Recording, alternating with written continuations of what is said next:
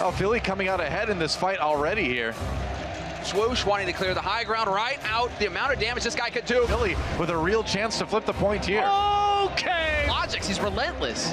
And that is going to be the job done. This guy just can't seem to miss. Oh, that hurts. It hurts to watch. Carpe sets him up and Shadowburn knocks him down. Oh, the Style Boys finally turned the tide. Hello, everyone. We have reached the final day of our opening week of Stage 2 here at the Overwatch League, and boy, has it been an exciting one. We've seen a whole bunch of new strategies with this new map pool. We've seen a host and a variety of characters being played with this new meta, and we've seen the teams get all these new acquisitions and adjust to them. It's been awesome, and we have another awesome day planned for you guys today as well. Are you guys excited for today, what we got going on today? Give it up, everybody. Let's get this day rolling and send it over to the desk with Pucky. Thank you so much, Malik. That's right, Blizzard Arena. It's Saturday. Make some noise! Welcome back, everybody. We are in the best place on the planet, the Blizzard Arena, and this is your Overwatch League regular season. Now, we finished Stage 1. London, they wore the crown back then, but it's a brand new stage. Now we're getting into the action, and to bring you all the action here in Stage 2, we've got the breadcrumbs as well as Zoe once again. Ready to feed the pigeons, baby. Pigeons, that's what you're gonna feed? I like it. Why? That's what you do with breadcrumbs. You throw it to the bird. You shouldn't actually feed pigeons bread, by the way. We're gonna keep this moving here with some standings, guys. Let's talk about the league here as we take a look at where we're at right now. Now remember, we're gonna play 40 matches per team throughout the regular season. New York, they're still in the #1 spot. Seoul, Houston, London right behind them. But today, we're gonna keep our eyes on these middle teams because in Stage 2, it's a fresh start. It's all about how you finish this set of 10 matches. Yeah, and I mean, I'm looking at Seoul Dynasty back on top again. You know, I'm so happy to see this now, and I had a feeling this was going to be happening with the meta. We've been moving into it, but Seoul back on top once again. No surprises there. Houston creeping up behind them. Yeah, I think Houston's the one to keep your eyes on because this team is working hard to go for that Stage 2 playoffs, rather. The maps matter so much as we saw towards the end of the Stage 1 run. Today, we'll keep an eye on Philadelphia as they match up against the Mayhem and, of course, the Outlaws. Will they be able to get another big win over the Boston Uprising? But it's time to start it right now as we bring our first team to the stage. Give it up for the team from Philadelphia. It's the Fusion.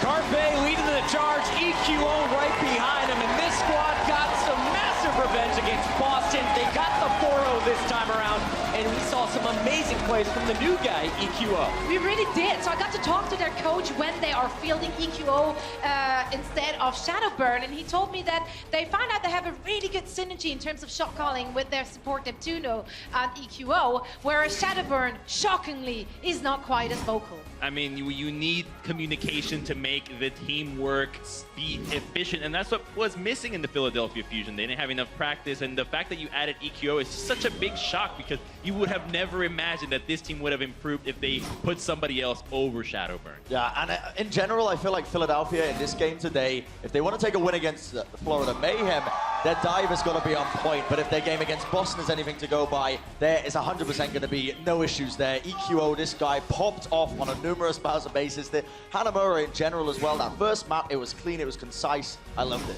Poco's got some good wink game I was going to say, was that a mini kiss coming in from Neptuno at the end? A lot of fans here in the venue cheering on the Philadelphia Fusion. But we know there is one team that everybody waits to see. How will they enter the stage? Today we find out what does the Mayhem have in store for us.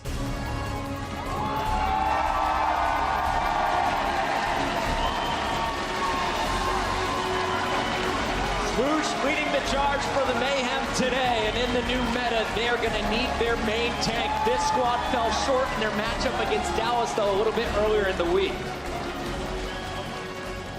We gotta see what this is, though.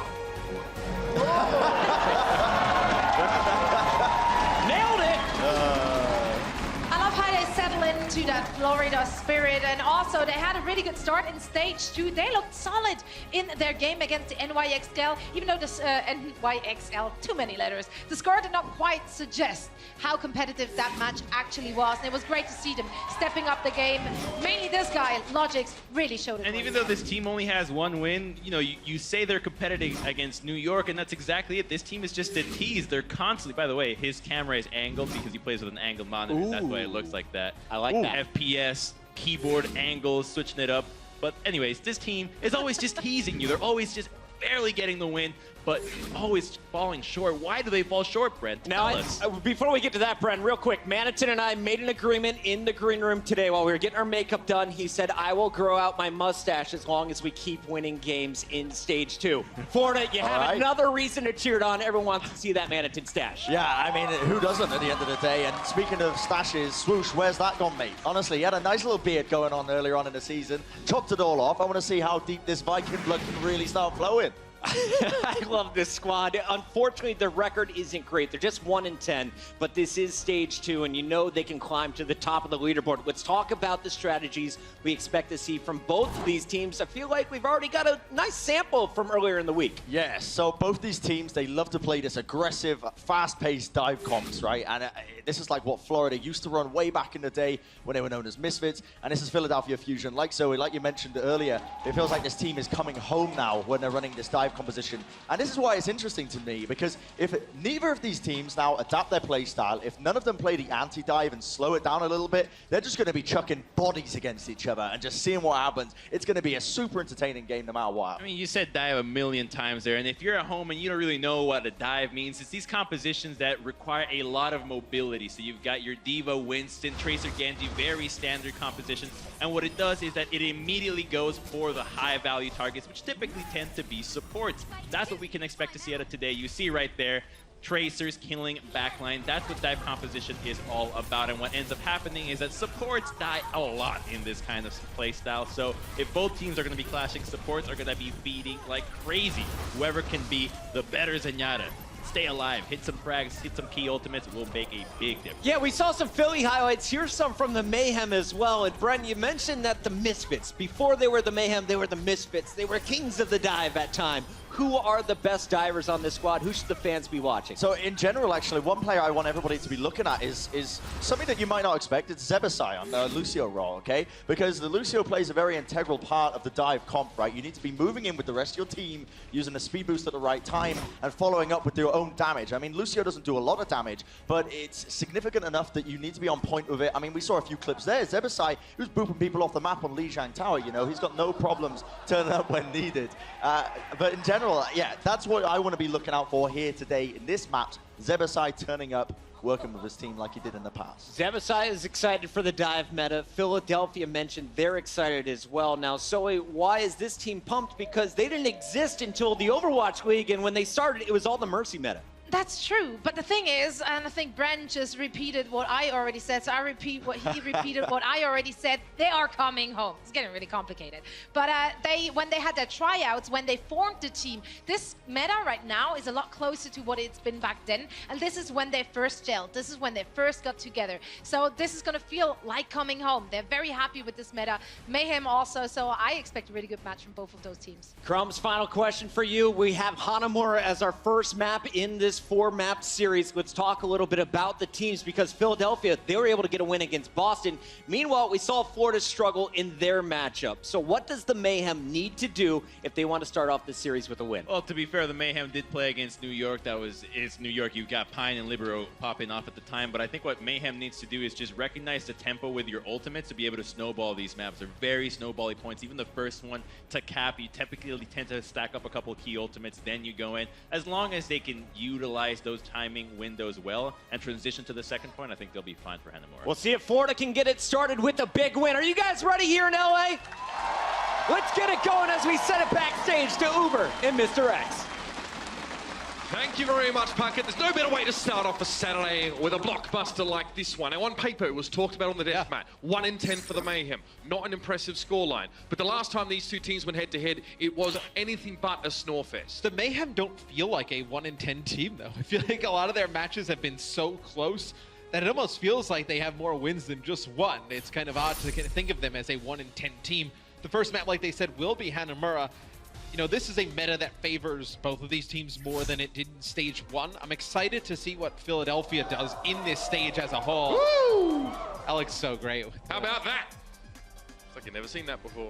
It does look very good. It's nice to get these new maps, Matt, obviously in and adorn the Blizzard Arena with some cherry blossoms. This map was very good for the Florida Mayhem early on in the week. We saw them actually play up really nicely against New York on this map, push them to the limit. Some cheeky plays. We know that the Florida Mayhem on the attacking side, Matt, they like to transition onto that second point by going the left side. Right down the camera there, you can see they go around the outside, and they actually caught New York off guard and managed to get a quick cap on their first attack by doing so. Yeah, when you go to that point B, you're going to need that Soldier 76 presence up top, right? I think Tvik can definitely provide that for you for the Florida Mayhem. This seems to be a good map pool for Soldier 76 in general. You know, a lot of high ground on a lot of the maps in the Stage 2 map pool. You can control, they'll kind of maybe run that 76 with the Ana, right? You kind of bait that dive to come in, biotic grenade those players as well, deny them a ton of healing. It'll be Florida Mayhem on defense. They will be running the Zen and Ana combination. They'll have Tvik play the 76. So it's a lot like what I talk about. Tvik will hold that position where he is right now. They'll wait for that dive to come in and then hopefully hit a bunch of people with a biotic grenade, prevent all that healing. Set up here for Florida. We discussed this morning, the 76 map. We're seeing if it was a Soldier 76 right now. It's a fairly safe, a robust decision. But it might just be that teams are running him because they're maybe not convinced that there's a better approach right now. It's kind of the lowest risk DPS. Maybe they don't know how to play flankers too much around this tankier Moira Lucio-based meta. Yeah, I think it's just a safe comfort pick. A lot of what was going on before the Mercy meta, just kind of coming back here. The Fusion, for a second, it looked like EQO is going to lock in May, but he'll go to Genji. So this will be a standard dive composition coming out for the Philadelphia Fusion. See what they can make work. EQO was so fantastic in their match the other day. Excited to get a chance to watch him play again. I'm surprised he can keep his head up with all the gel he's got in his hair. The other guy loads it in, looking like that's solid as his gameplay has been.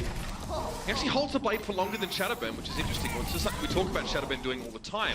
Forced recall here for Logix. Fraggy was quite low on the low ground, but Carpe's able to defend his Winston. Give Fraggy a chance to heal up, and the Fusion have already made great inroads in accessing this first point. Yeah, instead of diving onto that 76 in the back, they've kind of gone the opposite route, just taking stake on the point, which is going to be tough. You have Logix trying to get on the point for the Mayhem, but if they kind of go too far away from Zupe or Zebasai, they're going to get picked off. Yeah, Florida are being forced to stand and deliver now on the point. They have to contest this one. They've pretty much got a tick there already, and now it's going to be Tvik dropping down. This is when the hammer meets the anvil. Carpe in a great position to do work. Pulse bomb won't be required in this fight unless he wants to get a finish on one of these big tanks, but it may not be necessary. Over the top goes Swoosh. He drops the pulse bomb. A little bit of a gift at the feet of Swoosh. And there's nothing he can do but to accept it to his own demise. And you see, once they see those supports alone on that back left, that's when the dive comes in. They're able to take out Zupe and Zebo. What is that about? The tactical crouch is coming out early here on Saturday. Okay. Map number 1. Carpe's never been one to hold back his true feelings, but why you put an X over Overwatch, bro? That's how you're making your living, son. All right. EQO, Dragon Blade available now off the extra damage he got from reflecting a couple orbs back in Zebasai's direction. Well, they have Dragon Blade and they have Transcendence for this fight. No support ult on the side of the Florida Mayhem, and because they're running the Ana, they only really have one of those, big survivals, sustain ults with that Transcendence, which they don't have yet. So there is a window of opportunity here for Philadelphia to really kind of make a great attempt to take point B. EQO would love to go into the Dragon Blade right now, but he needs to see those main tanks on the Florida Mayhem get a little bit lower in HP. It's going to be a Transcendence on the high ground here, so Philadelphia fancy a bit more of a robust approach towards this point, keeping themselves topped up on the high ground. Echo needs to go up and get to it. He's low on HP, forced into a reflect. Manhattan in his face. Poco's trying to peel for him. They do get the DC, it's actually a self-destruct. So EQO needs to back right up here, and the Mayhem have a lot of ultimates to cycle through, but so do the Fusion, Matt. EQO with a sound barrier, waiting for a chance to get that Dragon Blade in, but he finds Logix with a melee. Yeah, I think they were just waiting to get this Transcendence out. Zebasai finally uses it, but there's nobody alive. Swoosh gets a nano boost, jumps up top. He's going to get hit with a pulse bomb, gets quite low. Now the blade's going to come out. Tvik trying to get away, but unfortunately the Super Soldier's not quick enough on his feet to avoid the blade. And EQO deals with Manhattan's mech on the high ground. Now a Discord and Mini Diva is a very easy target to jump up. And it's going to be Logic's trying to backstep off for the point. Still, not one tick yet. The first one's finally come up for the fusion. Oh, great jump in. Fraggy knocks back the Mayhem as they try and access the point and keep this one contested. Swoosh found himself on his own in his desperation to get to the point. He wasn't flanked or joined by his teammates. Now it's 1 by 1. Matton comes forward. D-suited, taken down in short shrift, no doubt. Boombox does eat a Helix rocket from Fig, but he's so low. Fraggy gets the job done. And we know the fusion like a scrap. They're like a bit of biffo, Matt. And they got just that. Very fast take. It's a great attack there from the Philadelphia Fusion. Towards the end, Tvik goes over to the high ground and he starts using that tack visor. Fraggy jumps up top and just forces him back into that left hallway on the upper high ground. And Tvik just sits there for a second because he thinks Fraggy's going to jump down and re-challenge him. Fraggy actually goes back towards the point. Tvik kind of sits behind that wall for like a second or two with the tack visor, comes around, he can only get 1 kill with it, takes out Boombox. At that point, Fraggy jumps right back up into his face, denies him any more damage, and Philadelphia is able to take that point. Yeah, it was just towards the end, just as the Mayhem looked as if they were going to come back and contest, Matt. Fraggy displacing them with the impact of that rocket jump made it hard for Florida to actually be able to choose who was going to go on the point. I think they wanted to go all together, but in the end, like you said, they had to trickle in one at a time because they were blocked out by an ice wall, shoved around by the Winston. Well, Fraggy jumps into that, back right area by the spawn because they actually get a call that Zupe is trying to get up top on the high ground as Ana, and EQO had jumped up to the high ground, kind of forced him back down the stairway, and Fraggy and Carpe actually jumped towards that back there and just kind of trapped him inside. So you're able to deal with that Ana. They're not able to provide that healing from that high ground where, maybe he could have been able to keep a few members topped up on the point. Seeing the Philadelphia Fusion got the serpentine coils around the Mayhem in that previous fight, just choking them out. But we saw Florida being very adept at attacking this point as well. There's every reason to expect that they'll be rather fast on the attack as well. We'll see. The defensive lineup for Philadelphia Fusion should not surprise anyone in the room. Genji Tracer. Obviously Lucio for Neptuna, which was one of his initial go-tos. He was one of the best Lucios in Europe for a long time. Arguably still is. And of course your boy Poco on that Diva. And the Florida Mayhem will run a dive, so this is where they were one of the best teams in Europe. This is the composition that got them there. We're going to see them play it a lot. Stage 2 probably have much better results than they had in Stage 1. But that's the expectation, Matt, but we still need to see if it manifests here for the Florida Mayhem. Look at this aggression, speed boost already. They're chasing Philadelphia Fusion, bundling them out here, getting up in their face, and already have a DC here on Poco, but it's actually not too bad for the Fusion. They snap back a little bit like a sapling. Carpe and Fraggy have found their frags. Swoosh, they're trying to stay safe. Neptuno comes bounding forward, but Carpe has been doing some serious work on the clean-up here. That's it, Florida. You're moving with the auntie and uncle and Bel Air. So 5 players for the Florida Mayhem make it through the choke. They go towards the right-hand side. Philadelphia sends both of their tanks and both of their supports, back to deal with the Florida Mayhem. The issue is Zupe gets caught at the gate. Carpe and EQO just dive right onto him. Everybody else for Philadelphia is able to just survive that push that comes in for the Mayhem. Then the DPS players come back on the flank, take out the remaining members of Florida. Swoosh already trying to get the high ground position. Echo fancied a little bit of a contest. Knew he couldn't deal with the Winston in a 1-to-1. Then they've got Zupe again. They're going to kill Zupe at the beginning here, so he's not making it through this initial choke with the Florida Mayhem. Or are they? Philadelphia Fusion are able to call it out. Logix is able to take out 2. Now, Fusion are going to have to back up a little bit. The Mayhem will wait to get Zupe off spawn here, get their Zenyatta back in the mix. They know they're going to have at least a 6-on-4 for a limited amount of time. Yep, Fraggy and Neptuno are really trying to get back on towards the point, but the rest of the Fusion are waiting, and that's why Carpe's not making a big move. He needs to wait for his teammates to join, but EQO's already dealt with Zeverside. Logic's now backing away. He's going to have his recall forced, and there it is. It's out. Carpe pulse bomb into his own recall, gets the D-suit on Matton, and now just to burst him down. Mini Diva, not much to be done here. Elsewhere, of course, Logic's had fallen to the damage from Neptuno after the recall. Carpe got to chill out on the point. And you see that fight go down, and you're like, well, where's the Winston for the Philadelphia Fusion? Fraggy actually dives all the way through the choke, and he's able to put so much pressure on Zebosai and Zupe that both supports for Florida pretty much get pushed all the way back to their spawn. So there's no support there for the Florida Mayhem in that fight.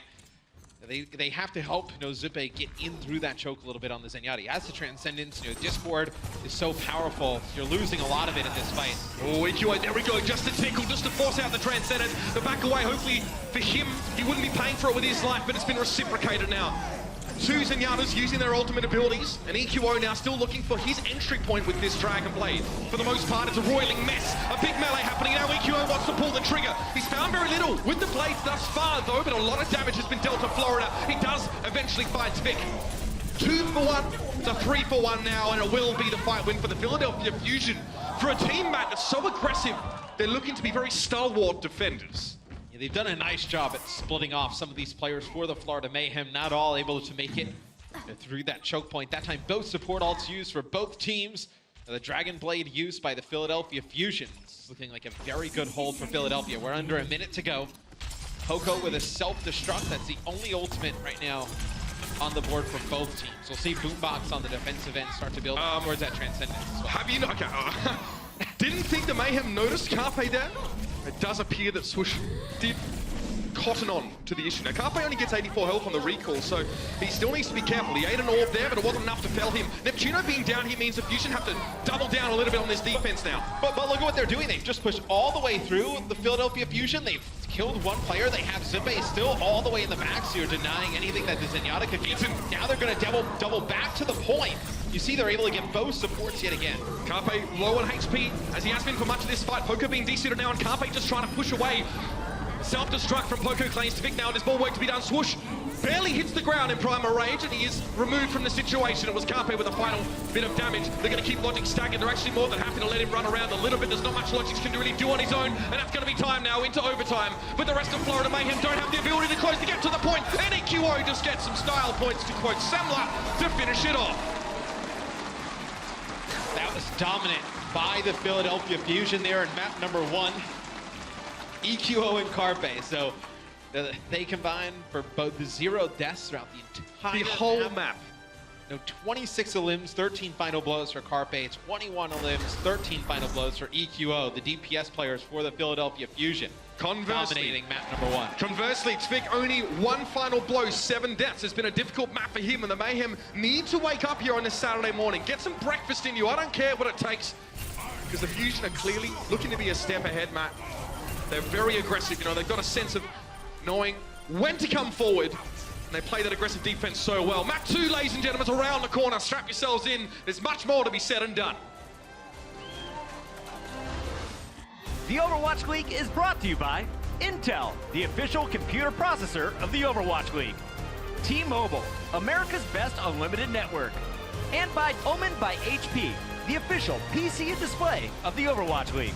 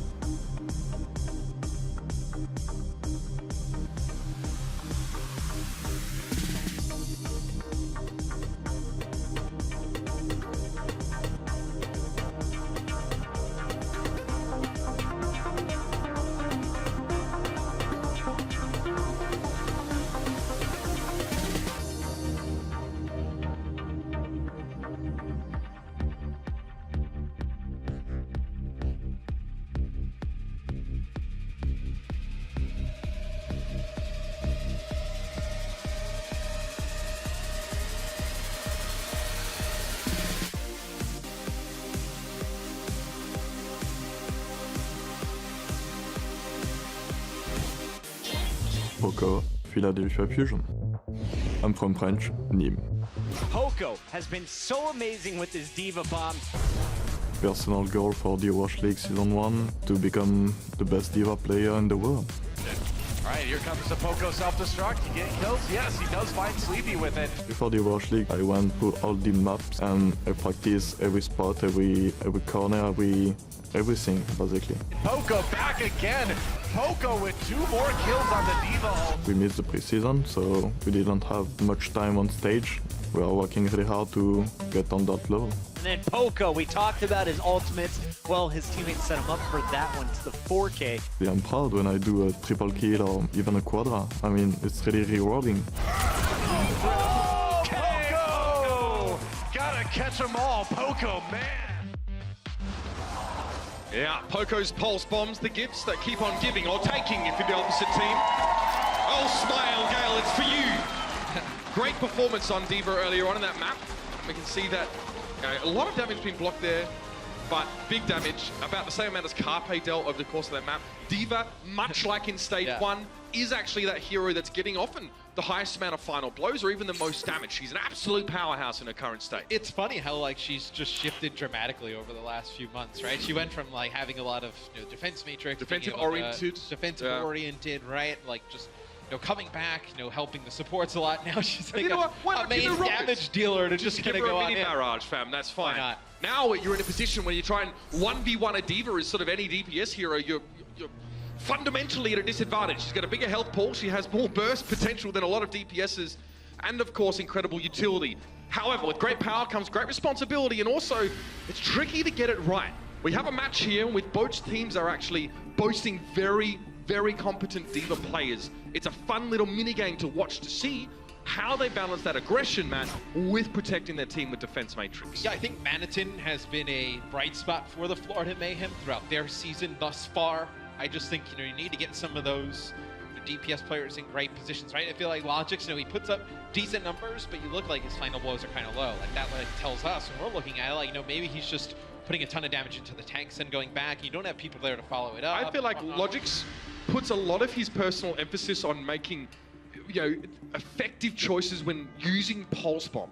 Carpe, however, while he will go for like the Pulse Bomb play, quite often he's more interested in that aggressive play, in getting in the head of the back line of the enemy team, in 1v1ing enemy traces. He's far more confrontational, whereas Logix prefers the shock and or fire and brimstone, throw a Pulse Bomb in and get a few kills.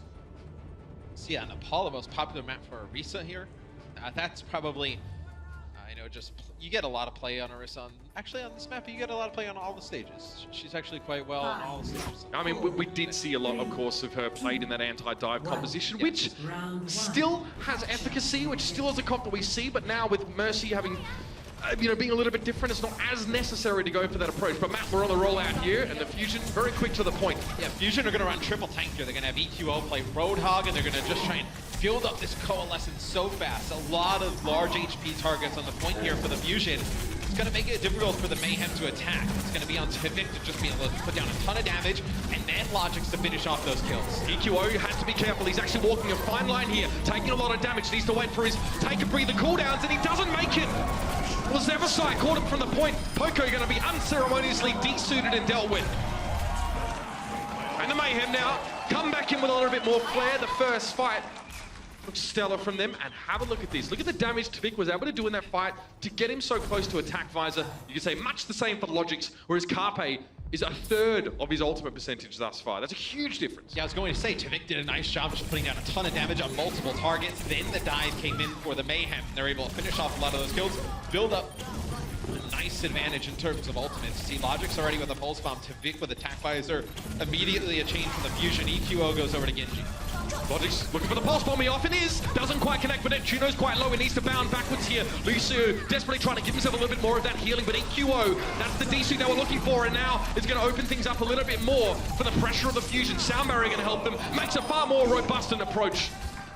You can see Carpe was dodging in and out of that fight. He manages to eventually dispatch Swoosh, but EQO, big performer. Florida, completely blasted from the point. I do feel a lot of pressure now is going to still fall on to Vic, right? When you play that 76 and there's a dive comp on the other side, there's a lot of different things they can throw at you to make your life very difficult. You know, Genji's such an annoying target that can come at you. Same with, you know, Tracer just coming at you from different angles. Special delivery! Oh, gets two! That's it! Super hits Vic down and Carpe from above. Oh dear. The dive bomb is real. Not even any time for the air raid sirens to go off, and that's already fight wrapped up. The thing with Carpe is he's so consistent game to game that I feel like he's almost like underappreciated, right? Like just how good he is game in and game out. Like, you know, we see like a lot of other guys like pop off for big games every once in a while. Like it just feels like so standard that he has like a big game every time the Fusion play now. Yeah, and it's easy to understate his moments of brilliance as well because we see them all the time. It's like too much of a good thing. Maybe not such a great thing. Logic, sneaky man. Oh, he gets the one clip and the melee to finish it off, but EQO's out of plans. He responds very quickly. 5v5 now. EQO has a Dragon Blade, but it's not quite high enough in HP to really risk using it. Now, though, it's an option. Gets himself that Mega. Zebo's eating shurikens from across the map at Swoosh, and the rest of the Mayhem collapse on what was left of the Fusion on the point. Force them off. Poco's down. Tvik with a tactical visor, but he'd hate to have to use it right now. The Fusion want to hold on as long as they can. Get some stall. Well, they're going to use their Transcendence plus Blade here and try and take the point right back. See EQO uses his dash, now trying to chase Tvik down, finally gets him. Hey, it was lucky actually to get out alive. Swoosh was trying to chase him down. Swoosh obviously peeled off the target eventually, but Logix has found Fraggy. This fight's still going, ladies and gentlemen. Now the Mayhem are back to the point, and they're mad. See what they can do. They're actually in control. They flipped it before the fight, so this actually hurts the Fusion. They allow the Mayhem to take the point before they engage, and then they even lose the fight. So they lost, you know, twice the amount of percentage they otherwise would have. Yeah, they had Carpe and EQO just, you know, hold on to the point for a little bit. They backed off once Boombox came back with Fraggy and they had the Transcendence. That's when the Mayhem flipped the point back in their favor. They're never able to get it back, and they used a ton of ultimates. They'll probably just have Sound Barrier here for this next fight, and EQO may build up a Dragon Blade depending on how long it goes, but you're going to have both support ults on the side of the Florida Mayhem here to combat anything that Philly throws at them. Oh, we have a Transcendence being used here by Zulpe, Sound Barrier by the Fusion. Boombox has his Transcendence as well. Oh, the support ultimates are going to be used in this fight. But for the time being, the Mayhem have pole position. They're up on this point, looking comfortable. Fraggy getting blown up by a pulse bomb here, and you can see Zeverside just trying to control the outsides, boot people back as they try and flank in. But EQO, he's waiting. He's got a Dragon Blade. He knows how to use it. Tvik being down is going to make this job that much easier. Also, Swoosh being so low on HP means that EQO just needs a swift strike to get the job done. One more Shuriken would have dealt with Zeverside, but he's long since gotten out of the fight. That's huge if they're able to hold on to that Dragon Blade there, and it's a great call. He's just kind of hanging out by the Mega Health Pack for a while, EQO, just putting down some damage. Probably just waiting to see they get a call from a team. That's going to be huge. I mean, Manitin now, they're going to have to wait a few seconds. They may not get it back for this next fight. They have no support ults to deal with this, but EQO falls. That could be the opening they're looking for here. Poco's on the point, getting his hands a bit dirty, and Swoosh is taking a heck of a lot of damage because Carpe was there. Poco and Carpe working the point together. Manitin attempts to get there with the Doom Fist. But it's going to take more than gimmicks to shut down the Fusion once they have a stranglehold on things. It's 1-0 here on Nepal. The difference just comes down to the timing of support ults there. You know that it was the Florida Mayhem with both. They used their Sound Barrier. They quickly followed it up by the Transcendence. The Fusion used their Sound Barrier. They wait just an extra second or two to use that Transcendence. Still keep everybody up for just a little bit longer. See your Carpe at the end. That's huge. Just able to just burn through players so fast. Again, the stagger on Manitin just pretty much cost the round right then and there for the Mayhem. They really need that Diva, especially to mitigate Carpe's presence. And then you see what happens when there's no Diva. Carpe just goes ham, 3 kills, backing up Poco. Good teamwork here for the Fusion, looking coordinated, sharp. Still one more round to get done here, and the Mayhem have been giving him some trouble. Now we're headed into Sanctum. We have an Orisa for Fraggy. See if he can get any pops on the side of the map. That's usually what we see from Orisa here, just able to just hold people in. We like a couple of those Pog Champagne team pools. Yeah. Mondada's Gold, etc., etc. Insert your memes here. So, you know, they'll have EQO play 76. It's kind of like a little bit of an advantage of what they get with him in the lineup over Shadowburn. Shadowburn, one of the best Genjis in the world. You know, his Pharah is really good. EQO can play the hit scan as well, right? So it doesn't force Carpe to switch off of that Tracer role he's so good at. That's such a high value res here, bringing the Mercy in. The Mayhem don't have one. Neptuno gets Fraggy back, so that's a good 500 HP worth of hero back on the field. Sama, of course, makes a big difference in these fights. A note here, the Fusion didn't really commit heavily to that point. They actually played off around the side for the most part. A lot of that being centered around EQO, who's the pivot point here. for the Fusion. They don't have to commit heavily. They still get that fight won. Mercy definitely helping with that quick res in a pinch. Well, with Fraggy playing Orisa there on that first point, they were able to just put the shield down. EQO was able to put down a ton of damage with Boombox providing some with those Discord orbs. To start this next fight, you'll see Valkyrie used here by the Philadelphia Fusion. It's going to force out the Transcendence from the Florida Mayhem. This is an important play though. Carpe with a pulse bomb, but he has a chance to jump in on towards Tvik. Oh no, Bardic Field dropped down. Tvik sends him packing. Nice turnaround. But the Florida Mayhem are no closer at this stage to retaking the point. That's kind of the issue here. They're fighting up around the side. Zebasai again doubles down as he often does. EQO felt foul. The Sonic Blaster is booped into oblivion. Bad case of tinnitus as it was yesterday. And now, the Fusion still retain control here. The Mayhem, for all the fighting, for all the buff and blunder, man, they haven't captured the objective. Yeah, they're going to use a sound barrier and try and engage here. It's going to be Carpe who gets onto the point, just trying to stall us out for the Fusion. Another Mercy res comes in here for the Fusion as well. You bring Fraggy up into the fight. The Mayhem, though, they flip the point in their favor. Yeah, Fraggy being resurrected up there, but getting taken down by a pulse bomb almost immediately after. Logix was saving that one just for him. And now the Fusion, full-scale retreat. They're being forced out here at the main complex. And the Mayhem have a chance at least to set up, erect some fortifications, if you will. Try and make good use of that left-hand side as a starting point for those dives. You can see Fraggy's waiting around the corner here with the rest of his team. See if the tickle fight with the Winston playing around the corners will happen. Yeah, and Logix is doing a much better job on this map. Uzizupe is able to take Boombox out before anything can even happen. That'll get rezzed up there by Neptuno. It'll give an opportunity, though, for the Mayhem to come right in, but the Logic's doing a much better job of following up the damage of Tvik. Right now, Tvik, you know, with 15 limbs, you see Logic's 20 limbs, 10 final blows. So doing a nice job finishing off all that damage that Tvik's putting down. That Mercy res was quite big, getting a Fusion back up to a full roster, but the Transcendence now being committed to the fight here for Zupe, and Logic's been looking for a target. Oh, he almost gets burst completely down. EQO with a tactical visor. No one can really afford to pick their head out of the hiding holes, and Carpe punishes people who group up inside. It's a hammer and anvil. The EQO can just sit back, and this is what he does in this round at 76, comfortable. Just getting these long-range hit-scan damage down, and Mayhem can't really access him right now. And Valkyrie provides so much healing there for the Philadelphia Fusion, and you get a res on the Poco. Looks like the Philadelphia Fusion trying to swing this one back in their favor. It'll be attack visor here from Tvik. He's able to get one, forces Carpe out. Risky. You're going to get Carpe as well.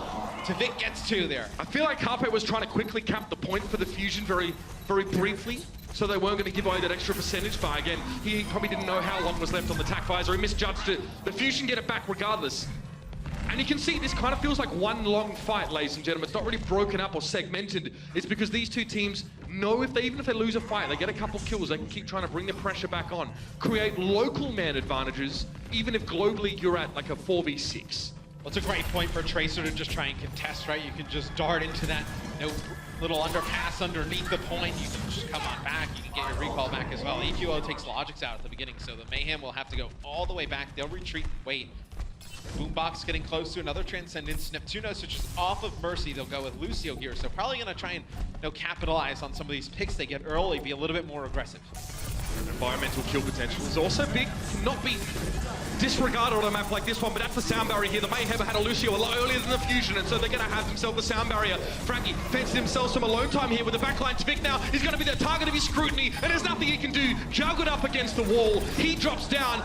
Just inexorable pressure from the Fusion. Yes, Swoosh manages to knock EQO off the edge of the map, and Zebasai found Boombox there. 2 environmental kills. There may not be enough even still at this stage. It's just Swoosh up on the point there over time. Or you can see it, ladies and gentlemen, it's now desperate situations for Florida Mayhem. Dire straits. Tvik needs to throw himself at this point. Logix is there, keeping it ticking along. And now the trend's in. Oh, no! Oh, that was perfect from Pogo! Redirecting the transcending Zenyatta and knocking Tvik off the map. The point was not to try and necessarily kill that Zenyatta, but that extra second that it took for him to touch the point gave the round to the Fusion. That's some cerebral play right there, Matt. Yeah, it's beautiful positioning there from Poco. Really heads-up play there in the final seconds to knock those players out of position. The Philadelphia Fusion looking real good here in their second match of Stage 2. The Overwatch League is brought to you by Omen by HP, the official PC and display of the Overwatch League. Intel, the official computer processor of the Overwatch League. And by T-Mobile, America's best unlimited network.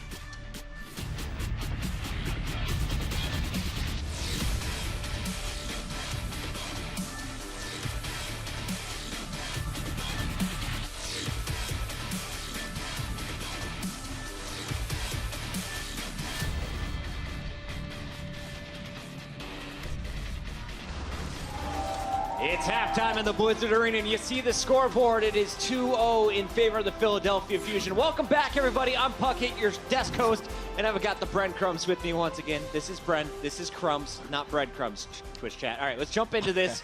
Game number 1 was Hanamura, and we talked about the struggles from Florida in the past. They lost to New York Excel on this map. Meanwhile, Philadelphia was able to pick up a win on this map when they played against Boston. Philadelphia definitely the stronger team in this game, but it wasn't the exact same gameplay that we expected to see from this squad. They're always evolving, Crumb. Yeah, Philadelphia is looking very composed this time around. They're being very calculated with the way that they use their ultimates. We even saw a stat there popping up that said that EQO holds his blade even longer than Shadowburn, which is incredible, and we're gonna get to see exactly how this played out. So this is the snowball onto point B of Hanamura, and he's had blade the entire time, so he's just chilling, he's waiting it out, and you get to see how many ultimates go by first before he decides to unsheath. Yeah, in general, this is a question that was like I had in my mind is why would you run the EQO over Shadowburn most of the time? Because Shadowburn is known as this world-renowned Genji player. And I haven't really received the answer until now. Really, looking at the play and how Philadelphia are going about these team fights is super surgical in terms of that they are very patient in terms of when they engage, and it feels like every single member of Philadelphia Fusion seems to have this like invisible leash like attached to each individual player. They're not allowed to really go too far out of their zone, and they don't really allow themselves to overextend too much like other teams would. That seemed to be an issue in the past. We were watching them in stage 1. Yes, their dives look good at times. Other times you see Fraggy on one side of the map, and then the DPS split up in 2 other places on the map.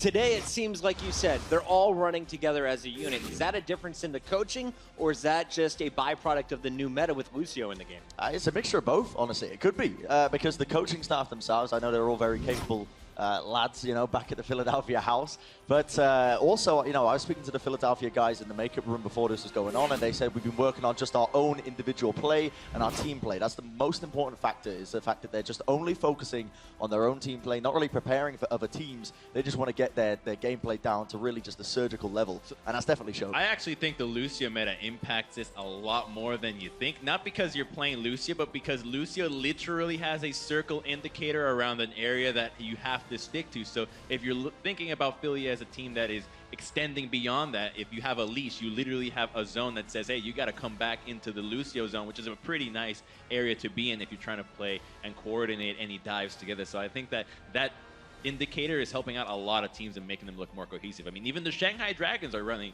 compositions that they look sick on with the Lucio. And if you heard Mr. X say it during the cast, it was all about the DPS from Philly. They had so many kills, basically no deaths across the game 1, but they get a lot of credit for the kills, but it's a team work that we're seeing from this Philadelphia squad. It's a team push, a team dive. Walk us through some of their defenses. Why was Florida held out without a single point on Hanamura? This is honestly tasty. I was taking a look at the map view whilst this game was going on, and it's fantastic. And just notice as well, Zupe in the backlines constantly gets split up from the rest of Florida Mayhem. And Philadelphia Fusion, this entire game, were exploiting this fact. And I mean, Zupe being there is not necessarily a bad thing. It's just the style that Florida are trying to play, where Zupe will sit at the choke point, hand out the Discord orbs, but every single time Philadelphia Fusion spotted the weakness, which was that one individual player can't really defend himself, and they just let Fraggy loose, or let EQO loose, right? And they just let him just jump onto him, and immediately they turn the fight into a 6v5 scenario. So regardless of the fact that Florida managed to get onto the point and they get the better positioning, they're going to be working at a disadvantage in the following team fight. Well, so your game plan, kill Zenyatta, he's defenseless. He really has no way of getting out. Somebody's touching him, you get one clip by Tracer, Winston can do the same. You really just need your team to help you out. Let's talk about the second map, guys, as we wrap up halftime. This one, it's control, so it's all about that mechanical skill. A lot of teamwork always in Overwatch, but really the individuals able to shine in this game mode in particular. Who was shining for you guys early on? So you want to know Carpe? Not shining? When is this guy just not popping? It's ridiculous how good he is. We're just saying, you know, if we ever play against a Carpe Smurf on ladder, I'd just uninstall at this point, because there's nothing you can do. This guy was just not dying, playing with the edges of his life constantly, and look at him just targeting Zenyatta. Yeah. I play Zenyatta. This is why I don't want to play against this. In my mind, he is the boy wonder, right, of Overwatch right now. This guy, Carpe, is ridiculous in terms of his tracking raw mechanical skill. But if we're going to go over a little bit and not talk about the DPS, I'm actually been very impressed with Fraggy. Fraggy is a man who was mainly known for his Reinhardt gameplay, right? He was never really known for his Winston coming into this. He's been practicing it a lot more, and now it's almost at a level where he's more comfortable on Winston than he is on Reinhardt. And I mean, the guy has said it to me personally. He said he's more comfortable on his Winston now than he is on his Reinhardt. And I mean, this is coming from the man who most people would say is the best Reinhardt in Europe. So, I mean, he's a scary tank player at this point. Saying, why? Oh, what are you saying about Europe, bro? What are you saying? What are you saying? All right, so we're going to keep our eyes on Fraggy. Poco also doing a great job on the tanks, but I want everyone at home, keep your eyes on the Tracer. If you look at the numbers here from our first 2 games, Carpe is winning the Tracer war. Look at the final blows, and of course, the deaths in this one. Carpe staying up all the time on game 1, only 5 deaths across his first 2, and he's won 6 of their 6 fights in a one-on-one Tracer duel. 6-0 when you're dueling Tracers is pretty bad. Like you're gonna be thrown on tilt at this point. Like So, you really need to compose yourself. To give Logic some credit, I was watching it, and Florida, the style they're playing is very much Logic's on his own. So he's not being supported too much. That is part of the reason why we're seeing such a big discrepancy. It's not that he's completely dominating him in the 1v1s, because Carpe usually has backup. That's the reason you're seeing that Carpe's performing a little bit better. So, I mean, Florida, they could still turn this one around if they fix the minor mistakes. Also, real quick, before the break, shout out to Captain Planet. He was in my ear. He said, no, Carpe's getting help. So it's not just the 1v1s. Look out. How much help does Logix get in the second half? They need him to get the kills if they're going to get back in this series. Right now, it's all Fusion. We'll find out, can they close it out? Hollywood is coming up next. The Overwatch League is brought to you by Toyota. Let's go places.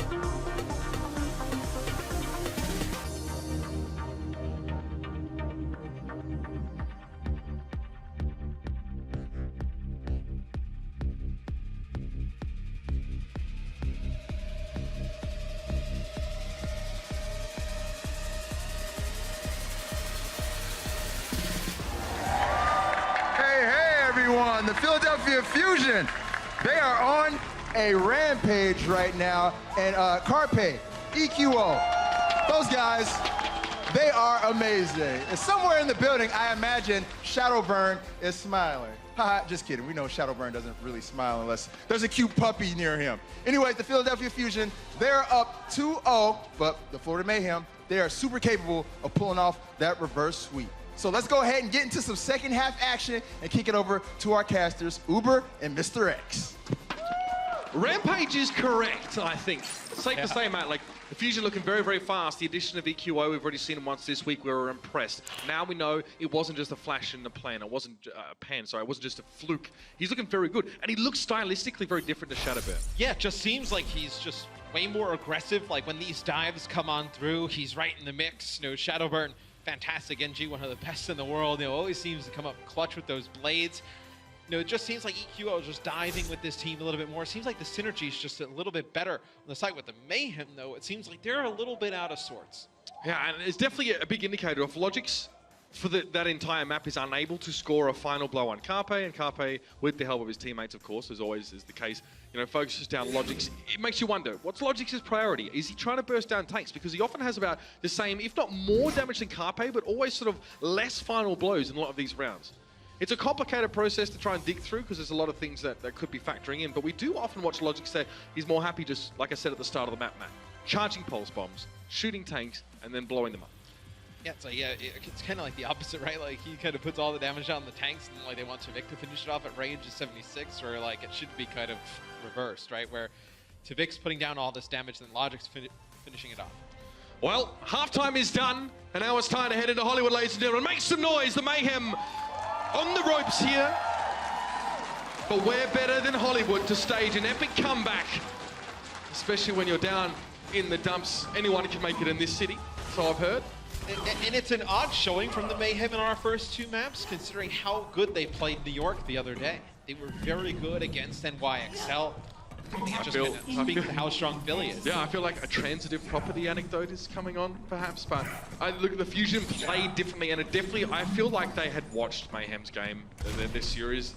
You know, prior, they had a very good understanding of how they were operating, especially, like you said, Hanamura. Yeah, Hanamura, the Florida Mayhem, they were able to leave Zippe by that mega health pack on offense, and he was just able to just put down damage against NYXL. This time, Philadelphia knew exactly that was coming. They were able to take advantage of it. Philadelphia, no surprises. Genji Tracer, Winston D.Va. Boombox looked like Moira, so a little bit of a change here. But Moira very good on this first point of the map. You're able to just get right through this choke, use her orbs. Yeah. Very good effect. There's no reason, though, for Boombox not to expect Manitin to be piloting D.Va. So he will be playing differently around his Biotic orbs, trying to use them more locally instead of sending a damaging orb right into the enemy team. Looks like they might have actually caught Tvik out in his own, though, Matt. Oh, Boombox, Biotic Grasp, gets him low. And now the Fusion have got to be careful because they put themselves in a small corridor against a Junkrat. Yeah, there's no Winston on the side of the Florida Mayhem, so Swoosh is playing Roadhog here. Typically, you would see Manitin play Roadhog, but they want to keep Manitin on that D.Va roll. You see they push Florida Mayhem all the way back to the cafe. That'll be one tick. A lot of progress going here over to Philly. So the Mayhem are being put on a house arrest. They can't even get out of the cafe at this stage. Echo, the man at the door, reflecting the damage back and then joining up on that high ground. He wants to go over, very roundabout way, but he's hunting Tvik. And Echo dive bombs him. Still around, of course, but that's big.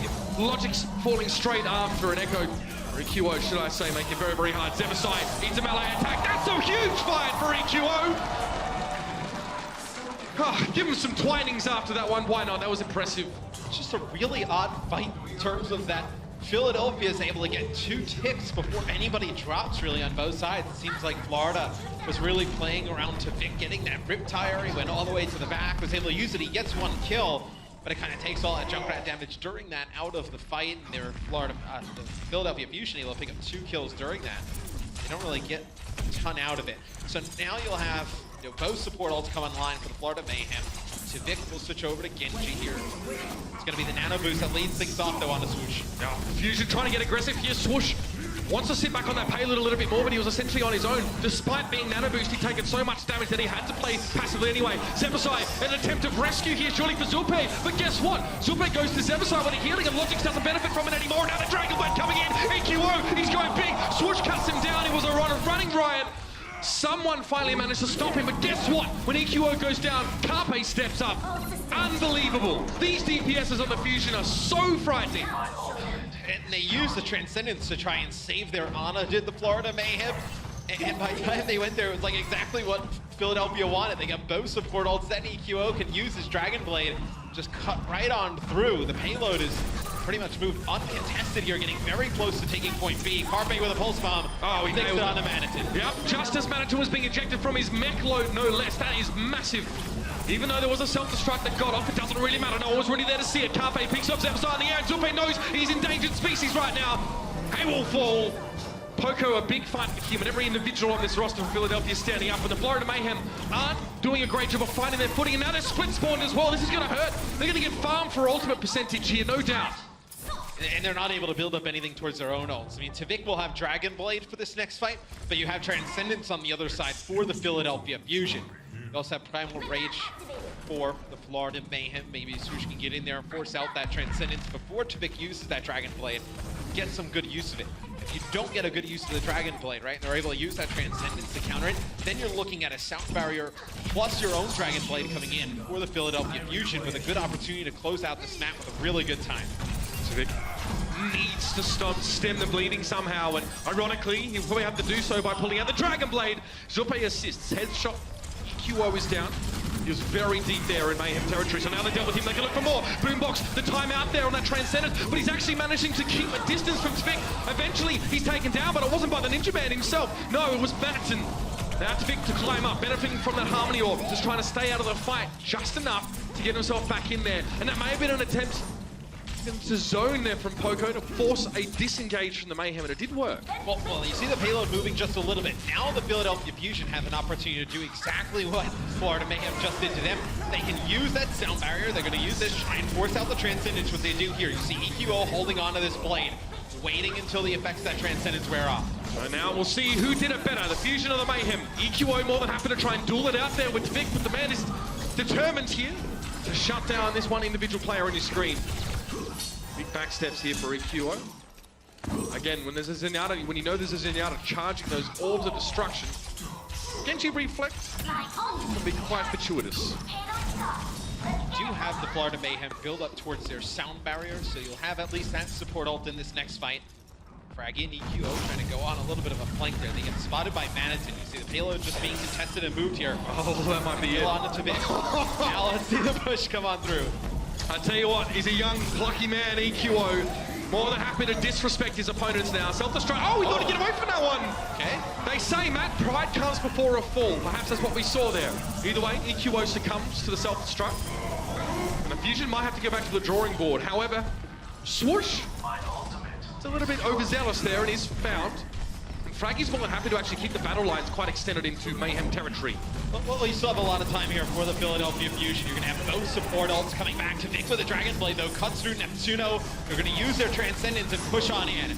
So the Florida Mayhem will get a fight win here, Mitch. But now the Fusion will have an opportunity with both support ults and their Dragon Blade to come on this next attack and close the map out. Oh, Tvik, be careful. You may have bitten up more than you can chew here, son. Oh, no. It's danger territory. EQO was saving that Dragon Blade. He didn't even use one. When Tvik can use two, and yes, looks like it's time to start the fight. Now, sound barrier. The doors are open, and the Fusion are looking to take advantage of the man deficit. The disadvantage of the Mayhem have put themselves in there. Tvik going for a little bit too much, and now it's going to come back to bite him in the rear. Dragon Blade expires. Now Pomerate Winston over on the point, but Swoosh is taken down despite his inflated health pool. Now the chase on the Zephyr side. An easy dispatch. Manitou desuited. Pulse Bomb dropped on him, and now will be taken down very quickly. And EQO is all about this fight. Boombox falls in the backline, but Carpe once again goes and deals with the problem with Logics. There it is, the Fusion. Get the job done. Gotta be annoyed if you're Tvik. Yeah. There was no need to push that aggressively. None at all. Yeah, when he dies in that position, you give obviously the man advantage to the Philadelphia Fusion, and at that time they already had such a big advantage in terms of ultimates. They had both support ultimates and Dragon Blade. The Dragon Blade, they only get one with it. Carpe still has a pulse bomb that moment in time. You just gave them a huge advantage there towards the end, where they were so close to finishing the map out already. EQO is sat on that Dragon Blade for 2 of Tvik's uses. So again, that would be interesting to see how that develops over the season. Are we seeing another player that sort of likes to sit back and wait for the prime opportunity? Because EQO definitely found it towards that last fight, man. Very good time. And we saw the stats with the Tracer players during the break and halftime. Right now, Carpe is 19 limbs, 1 death, 10 final blows. You have Logix on the other side, 6 limbs, 1 final blow, 4 deaths. So Carpe is still getting the better of this Tracer battle. I'm not going to sugarcoat it at all here. Florida Mayhem's DPS players are getting trashed in this matchup. It seems as if the Philadelphia Fusion are playing far more effectively around them. There we go. That's an effective way to use that. Yeah. You know what? When the cooldown comes down, I think you can even use more. Yeah. I love how everybody gets so excited over like stuff like that, the Symmetra in the spawn. It's like the old Melty esports team, the first professional Overwatch team, to be fair, they formed before the closed beta even came out, had a trick where they would just dance around as Torbjorns. He's just like barreling his. What Sure. is? I think he's trying to. What are the Fusion doing? But they just don't care. They're flexing. Neptuno's gaining a sight line here. Oh, yeah, okay. Don't try and make this legitimate, man. It's legit. It's legit. He's getting a sight line, and yeah, he's that's getting an definitely advantage true. there. That's not true. No. Although somewhere in the building, Dak is smiling. My man. All right. Mayhem on the attacking side now. They must come up with something a little bit special for us here to keep themselves alive in this series. It'll be another disappointing loss. It'll be their 11th. Not for Mayhem. All their fans will be wanting, but now it's time to start the fight. Speed boost already. EQO being leapt upon. Beset on all sides. Tries to take a breather, but there might just be too much damage for him to deal with in the Riz. Logix picks him up. However, in the process, EQO had got enough damage on the Manaton's mech to remove him from it. Now the Mayhem take a breather, literally. Sitting in that back corner there. Poker now as well, getting a bit chunked down. He's low. He's going to be removed, but Frankie was there to remove Zeverside. Spick now. A lot of damage there that he couldn't block. He will fall, and Mayhem now just going to get corralled. They're going to get sent off to the abattoir, Matt. It's a bit of a grisly way of putting it, but that's kind of what it was. Yeah, and going into that back corner, it actually provides Boombox. You know, a really good opportunity to get a ton of value out of Moira, right? A lot of damage or healing he can provide with those orbs. Then also just being able to heal multiple targets in that close area. He's able to build up Coalescence right away. Neptuno getting very close to a sound barrier. See if Carpe can hit another great pulse bomb, just waiting for the supports to come on through. Zeverside might be his prime target, or maybe more than one. Oh, hello! Silper always getting left behind by the Florida Mayhem. His passive positioning can cause him to be easily zoned out from the rest of his team. Oh, that's wishful thinking, Carpe. Goes for the long shot, doesn't connect it, but the rest of his team are doing a good job overall on the point there. It looks like the Fusion have this job well in hand. He doesn't kill either of those supports, but the fact that Florida, they just dive everybody on into that back corner again on the EQO, but then there's no support for Florida because they're trying to deal with Carpe at the front. So he's just driving a wedge in between the back line of Florida and their front line. But it's the same thing that happened on Hanamura. They kept getting caught out, the supports from Florida. They were not actually Why does this happen in. when they have a speed boost here on their Lucio? It just seems like they like to keep Zupe a little bit at range where he can just put down a lot of just free damage. True Ana player. He's playing Zenyatta maybe like Ana. That might be one reason. We'll have to ask him after.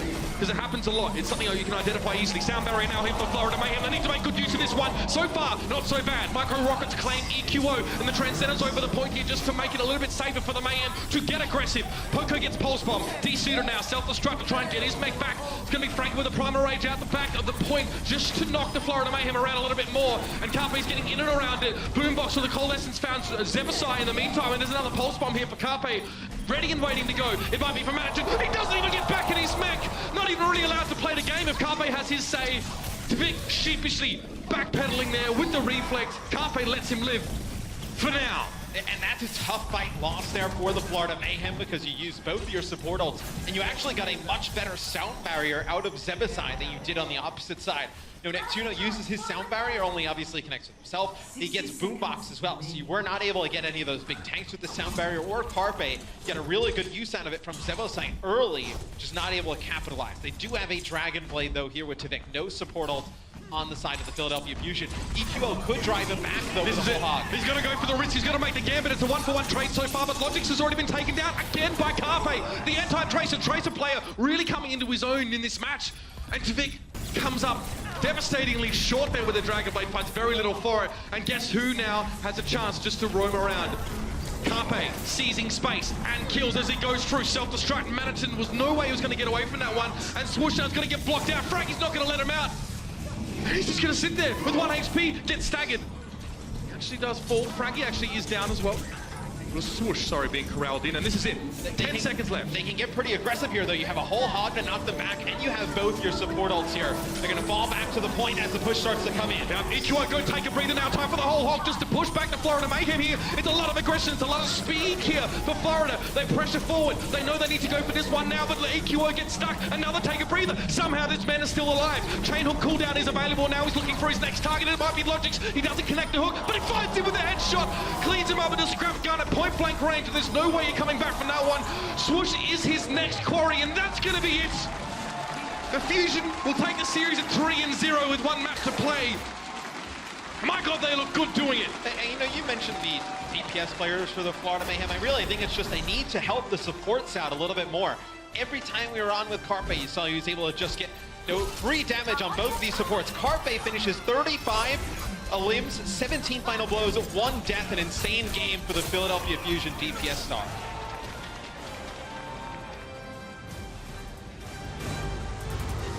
The Overwatch League is brought to you by T-Mobile, America's best unlimited network.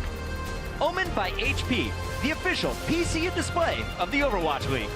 And by Intel, the official computer processor of the Overwatch League.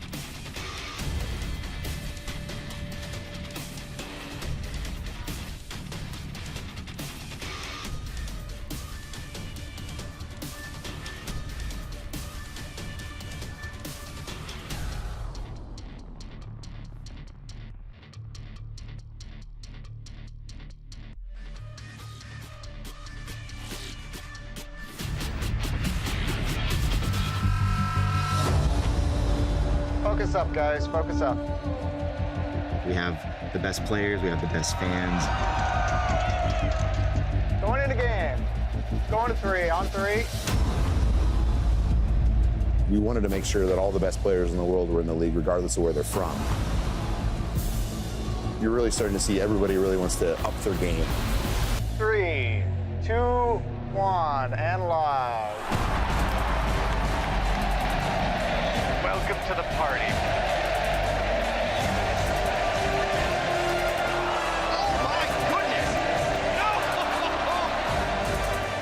many stars on this lineup.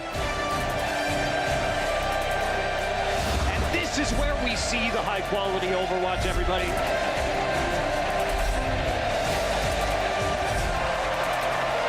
Enough of the fun and games. It's time to get the job done.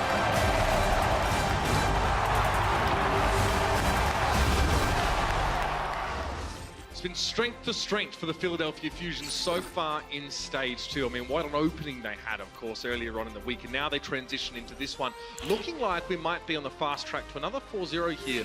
Where do the Mayhem come back into this? It's just really weird to watch this Florida Mayhem team play today because they look so coordinated against NYXL the other day, and then today they just look all out of sorts, right? I mean, we see the support players just trying to help each other out, but then the rest of the team's diving in. They're obviously not able to get healed. You know, you're not really kind of getting a ton of value out of any of your ultimates in a way. It's just looking really odd for the Florida Mayhem, but I think it's also a credit to Philadelphia how good they've been today. Absolutely. I mean, from start to finish already, especially in this match and to where we are now. And I really want to see the Mayhem sort of find their groove, or at least find their approach in this series. We're seeing a couple different looks out from them, different compositions here. We're seeing the Roadhog being thrown in the mix a little bit more here. You know, we're seeing, but for me, it's the role players, or the players that, you know, like our Logixes of the world here for the Mayhem, who's having a lot of problems dealing with Carpe. Carpe, he can smell or taste that blood in the water, and I can see he's making a beeline for Logix in a lot of these fights. It's really hard as a Tracer who doesn't like to be aggressive against enemy Tracers to constantly be dived by the enemy Tracer. Yeah, and it's also hard when you have Zupe who wants to play a little bit more passive, like you said, and then everybody else kind of go in, and then you don't really have anybody there to help him out. You know, maybe you have Logix kind of, you know, run around with Zupe, right? You know, kind of ward off the enemy Tracer or whoever else dives him, because right now you're putting that responsibility on Zebosai, but like we said, then you're not getting really any of the healing coming down on the pointer. You're not getting a lot of value out of your discords, and Zupe able to put damage down from range because he's so busy trying to defend himself. Well, it's difficult as well with Zebosai playing a lot of these roles. He is playing the Zenyatta on the attacking side of Hollywood, right? And what you're normally going to see is he'll try and assist that dive that the Mayhem are trying to go for. And quite often, Zebosai speeds off with the rest of the team, and he sort of sits back. We talked about this. He kind of gets left out on his own. But here's one man who I think's been having a huge impact over the game. 36 eliminations, 11 final blows, one singular death for Poker. It's a very good game from Poco, and you know, it's just when your team is rolling like that, your stats are going to look obviously much better than the opposing team. But I think you've really seen him and Fraggy, you know, towards the later half of Stage 1, right? They try to put Hoppa in the mix, and then like, where's Poco? Why isn't Poco back in? I think you've really seen them start to, you know, lock down a great roster, you know, a 6-person unit who's going to play most of the time. So as you can see here as well, slight technical delay on the side of the Philadelphia Fusion. Just a couple things to be dealt with now. At least we can sort of relay that information to you. And that's why we are in overtalk at the moment. You know, it's so funny though. Like, I remember like hearing the devs talking about it, and I feel like, no offense to Brent, I think he makes a good point, but like the narrative of like Fraggy not being a Winston player, or it's not what he's, I'm misquoting him, like sort of being a Reinhardt player and then struggling to transition. I really feel like that the end of, you know, Fraggy's struggles on Winston kind of ended like at least a couple months ago. I feel like that he's really hit his stride in that role. He's looking comfortable now in that, or in understanding his ins and outs, because the best Winston players are very good at riding that very, very narrow line between too aggressive and too passive. I do feel like playing Winston in Stage 1 was a little bit odd for a lot of players. How so? You know, just in terms of you're going in and you're just trying to put down damage, maybe you get res, maybe the other Mercy, you know, is able to res the other team's Winston. Like, it was trying to like buy time and space for other players to make plays, where now you can actually see, like, you know, some of the top tanks really make a difference. Okay, you can actually have an impact because of the amount of times you see that Winston's diving in, they've found a Zenyatta, they're going in, and Mercy's damage just completely, you know, like you've got a Mercy pocket in the Zenyatta, which was a very common approach. Obviously, look at New York, look at Jonak, and so many of the moments where he was making some big frags here.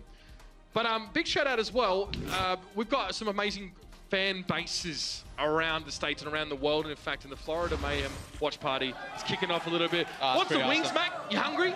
Yeah, I actually saw this on Twitter. It's pretty awesome that everybody gets together, watches these games just all over. Like, so many different teams have the watch parties. It's awesome. I need to make my way out. It'd be kind of difficult to do. I can't wait till we go on the road with this, you know. As time goes on, you know, that's the plan, right? No, Big Daddy Nans, you know, on the golden toilet seat sort of said, we're going to get out there, you know. I can't wait to hang out with some of these fans as well and really give that appreciation of just how much people get behind these teams. But we're going to be jumping in, ladies and gentlemen. Thanks for bearing with us.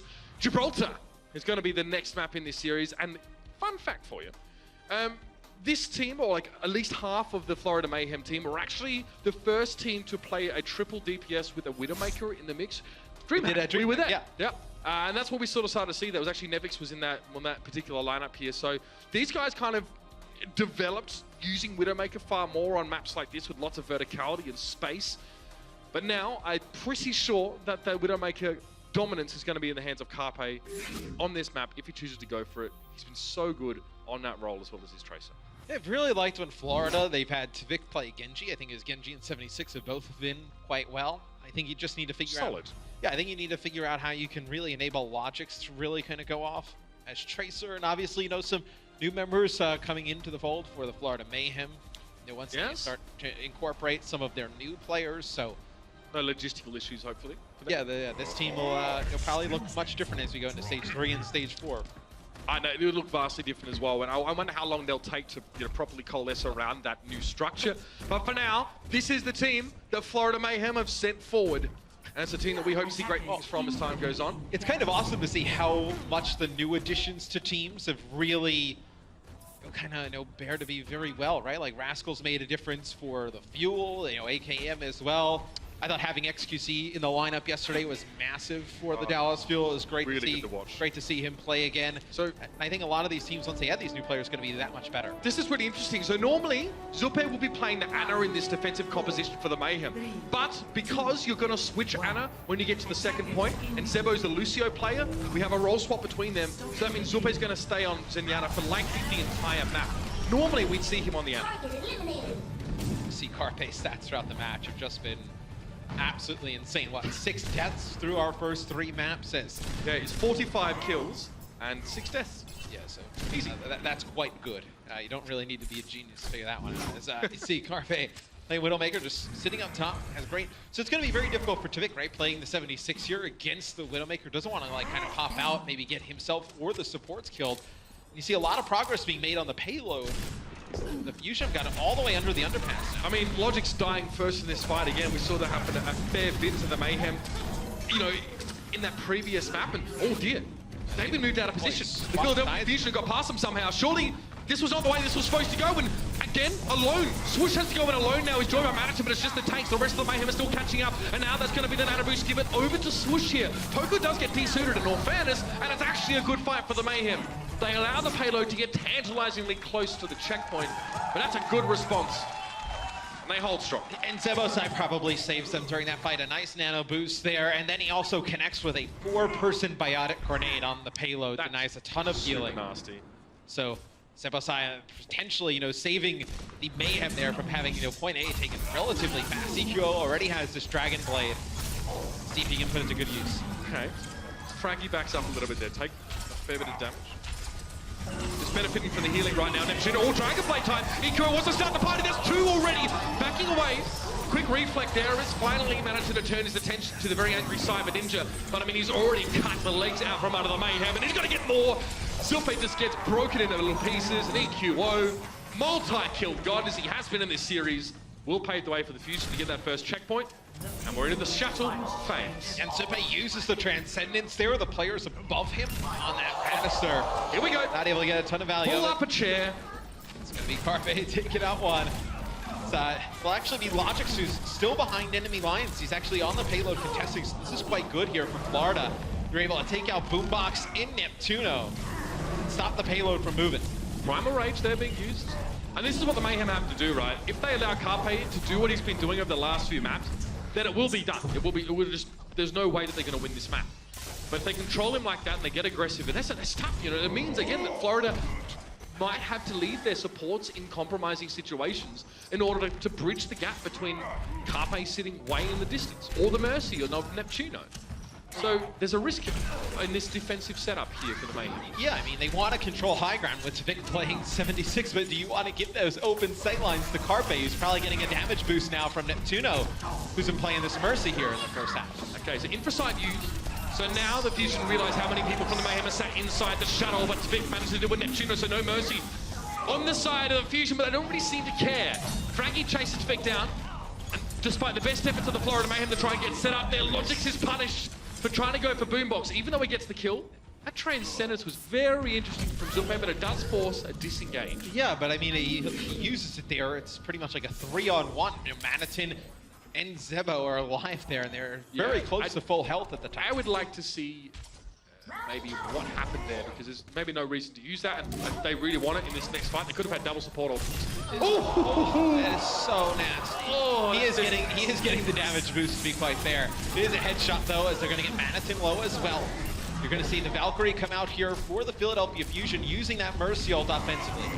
Carpe now as well got himself dug in this little niche here. No one's really paying him any attention. That's exactly what he wants. Now taken to the sky, but EQO's already paved the way for him. He's done the hard work, the heavy lifting.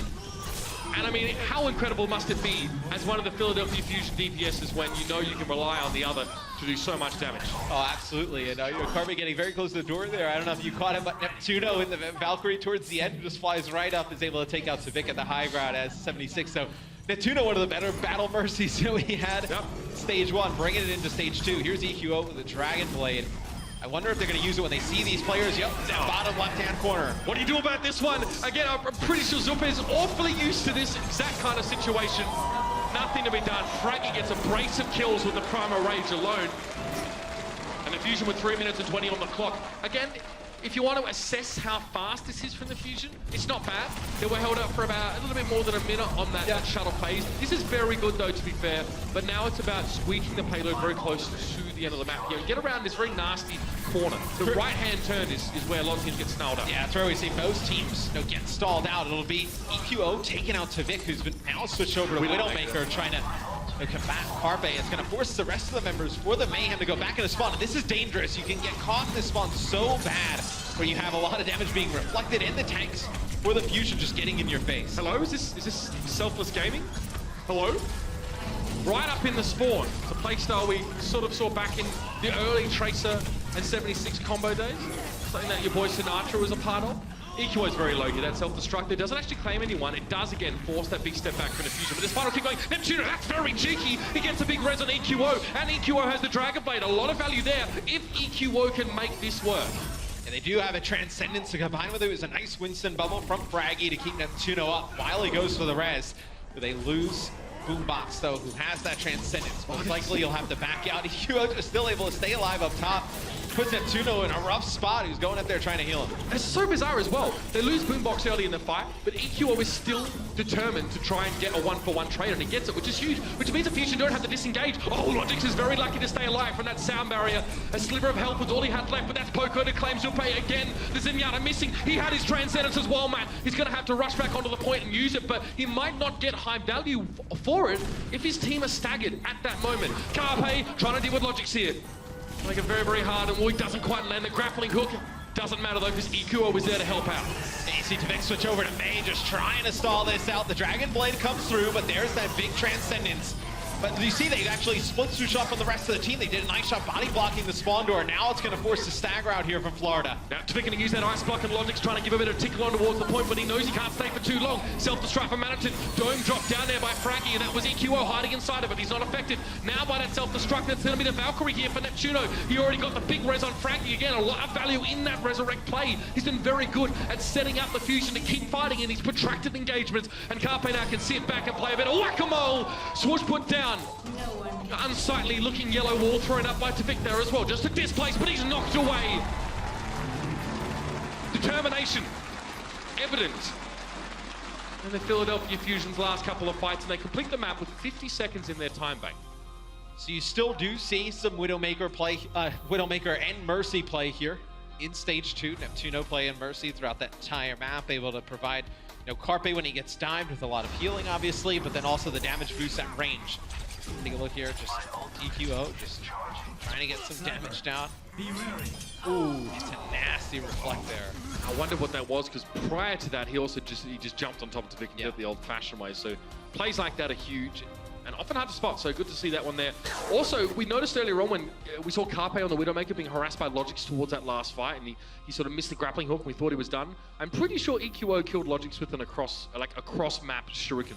I'm pretty sure he was almost at the other end of that long stretch and just turned around and threw one back. So these guys, like those guys from Toy Story with like all the green guys, like Mind Linked or whatever, touching, you know, like their fingers together and just reading each other's thoughts. It just seems like I was always so impressed with how good Carpe and Shadowburn were as the DPS duo, and you're seeing, you know, EQO and Carpe form a very good connection here for the Philadelphia Fusion. They'll play Mercy again on defense here with Carpe playing that Widowmaker, so you do get the effects of the Resurrection and whatnot. This is astonishing. I mean, EQO often, you know, that the Genji does go in and get finishing blows and just clean up kills. He's got 14 final blows though, and we look at Carpe as well, who's obviously been doing a huge amount of lifting. Only 3 final blows, so you can see that EQO has been finishing a lot of the kills that Carpe has been setting up, as well as Fraggy and Boombox. You know, that we've seen that damage thrown in, the clean up crew EQO. God, that's getting really hard to say. Yeah. 3 syllables! Make it Echo or something! And he also gets a lot of good value out of the Dragon Blade. 7 Dragon Blade kills there in the first half. So the Florida Mayhem, they'll have to play Genji, and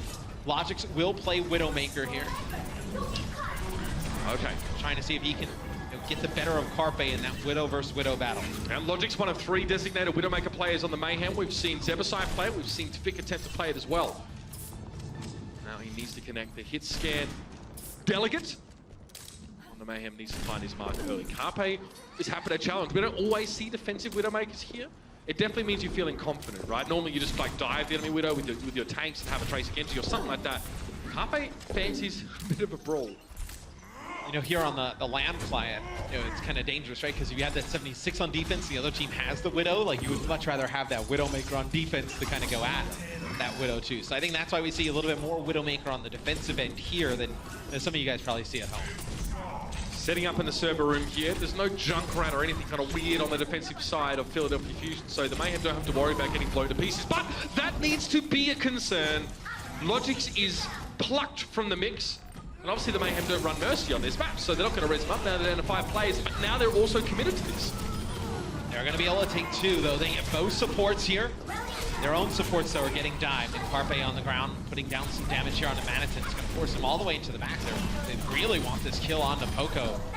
The payload is moving. They have 1 member on it, but it'll be Logix who falls at the hands of EQO. Yeah, and now no one's on the payload. That's the problem. The Fusion now can just congregate around it and, you know, tell Swoosh, come at us. If you want to move this payload, you need to fight us. Good decision making from Manitin. By the way, he was on 7 HP all the way from when he was inside. Now he's on 3, so he's lost 4 HP. Just a tickle would have got him D-suited, but no one's bothered to do it. They do. They just get the D-suit. So now they've got the D-suit on the Manitin. We're going to have a Dragon Blade and both support ults. Zupe has that Transcendence, so you're going to have Tvik with his Blade. See if Florida can come out on top of this next fight. Clearly the presence of Fraggy was enough to make Tvik think twice about hanging around and trying to 1v1 EQO. A bit of 1v1 anyway. So, we have a Transcendence here for Zupe. Tvik has a Dragon Blade, so that, you know, essentially that's the bare bones that they're going to need to win a fight like this. But now Transcendence has responded to on the side of the Philadelphia Fusion. They have one, and Tvik gets nothing with his Dragon Blade. It's so frustrating to see that fizzle. If you are the Florida Mayhem, there's more to be done. Sound barrier dropped in. You can see Fraggy's getting that nice Valkyrie healing right now, so a lot of resources being dumped into keeping the Winston alive. Zupe seems to have found EQO now off on his own inside the server room, but now this might be a bit of a ruse. He might have baited them into Fraggy, who's now trying to chase down those supports while EQO can just deal with Logix. He's being healed as well at the same time by Nettuno. There's no way Logix is going to win this fight. No, when he's getting pocketed by the Mercy, whether it's, you know, healing or damage boost, there's nothing that Logix can do. He's getting very low. He's going to get pushed out there by Fraggy. You know, the Philadelphia Fusion, they're able to layer both of those support ults there because of how long Valkyrie lasts. They're able to just withstand the sound barrier as well. Neptuno providing a ton of healing, and just look at these supports for the Philadelphia Fusion already building up quite well towards their next round. One fight, 75% already back for Boombox. Huge damage and healing being done in the previous fight. Now the Dragon Blade coming out for EQO. Surely can one up to Tvik, and he has done so. Zebasai being removed, Zupe is low. Fraggy just gets the job done by landing on him. Resurrects to come in just in case. EQO is brought back, but Fraggy cannot be. He needs to walk a long way back. The Fusion opt to give a lot of space, allow the Mayhem to approach, and make sure they buy enough time. This could be nasty. 1 kill here from Carpe, and it's over for the Mayhem. And just look at how fast the Fusion supports it build up towards their ultimates compared to the Mayhem. You know, that previous fight, you saw all support ults used. 1 more fight goes by, and you're going to have both support ults here for Philadelphia. Just the Mercy helping out the Zen and vice versa. No respect, no quarter. That's the way the Fusion been playing this map out. Carpe bought 3 seconds just from standing on the bridge and looking at them.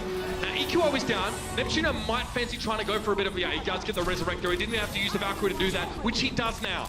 Roll with Carpe. Again, he's watching the payload. He needs to make sure that they don't get back capped. The rest of the Fusion are trying to pincer them here from two sides. Self-destruct throwing in. What can Poco find for it? Very little. He's actually taken down by 6 Dragon Blade after he gets out of the mech. He was hoping to be able to resuit with that play, but it won't be an option for him now. Frankie's in front of Tvik, not focusing down the Genji yet, and the Primal Rage is being used just to buy a little bit more time. Again, Valkyrie having timed out a few seconds ago. It looks like the Fusion know they need to give a little bit of space here. Maybe regroup and come back into the fight with full force. Oh, they're able to get onto the payload in the final seconds. Fraggy contests it. It's going to be the sound barrier that comes in for the Florida Mayhem, trying to keep everybody topped up. It'll be Fraggy getting resurrected there by Neptuno. He's just trying to make a difference on the payload, but this one looks like one that Florida should be able to take, Mitch. Another one of those classic Supe moments. He gets himself 2 kills at D-Suit, then Zebasai finds 1. Finally, the Mayhem wake up. Dire Straits will be putting it very politely, diplomatically even, but now they at least have a chance to play on. Finishing the map, of course, needs to occur, but at least now they have a chance to deny the Fusion an opportunity to set up inside this shuttle, because otherwise for attacking teams this can be a very hard part of the map to play. Swoosh needs to not die here. I know that sounds really obvious, but if they lose him, it's going to be really nasty. If Carpe switch over to Tracer, so it's going to be a very aggressive composition that comes out for the Philadelphia Fusion. Not really too determined on holding that high ground for Philadelphia. You want to take the fight on the ground with this dive. Supe down already. That's not what the Mayhem are looking for here. Getting snarled up on this part of the map would surely be their downfall. Frankie and AQO have actually fallen though, so good response from the Mayhem. Losing a Zenyatta early in the fight, a Zenyatta who had Transcendence no less, and still able to come back. Zebasai is actually really starting to tick up now. He found a couple kills in that last fight. He kills Neptuno, 1 Carpe in that one. He's glad to be back on that hero. I know that for sure, and I don't know if the Fusion will contest this. Okay, they do. They put Poco on. They're going to trickle in one by one. But Vic might have something else to say about that. The Transcendence now coming out from Boombox here, but it's going to be 1 as well from Supe. Yeah, you're going to have EQO with his Dragon Blade. He's going to pull it out. Let's see if he can get anything with it. Self-destruct, forces him off the point. It's going to be a sound barrier that comes down for the Mayhem. Neptuno gets a res on the Poco there right in the middle of the action. He's able to get back in his match. That's massive for Poco now. He has the chance to use that defense matrix to keep his supports alive in a brawl. That's so massive. EQO found himself the DC on Manhattan's Zebasai falling by the wayside. And now Poco just doing Poco things. It was the self-destruct kill that claimed Swoosh in the end. Great resurrect from Neptuno, by the way, in the thick of the action. Gets Poco back, and Poco's able to quickly get back in his mech before he gets burst down. It can be tough as Mini Diva to do that. 40 seconds left. Tvik will switch off of Genji, just use his blade, will go over to Widowmaker. So trying to get an early pick that could open things up here for the Mayhem. He's going to get it. He's going to get one on the boombox. Oh, Supe is low as well. That's not the start. Neptuno, big resurrect from him, but Poco's been de-suited rather early on into the fight, but it may not matter. Tvik's now gone, so they don't have the Widowmaker that can just sit back in the distance. I think that was a back cap attempt from the Florida Mayhem, but the Philadelphia Fusion, they're just too canny for the cantankerous Floridians now. Carpe's in, de-suit Madison, Swoosh removed. He'll find another one and get the job done.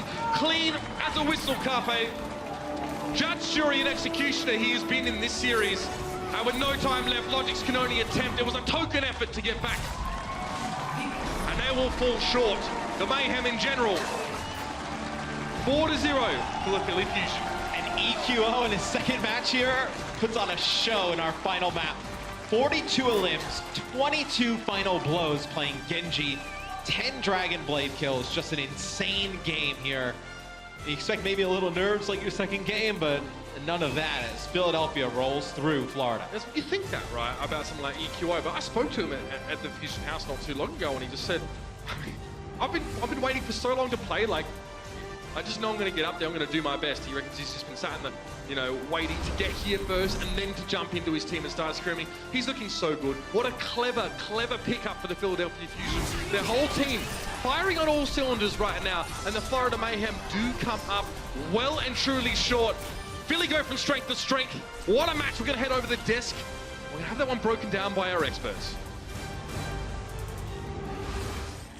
The Overwatch League is brought to you by Intel, the official computer processor of the Overwatch League.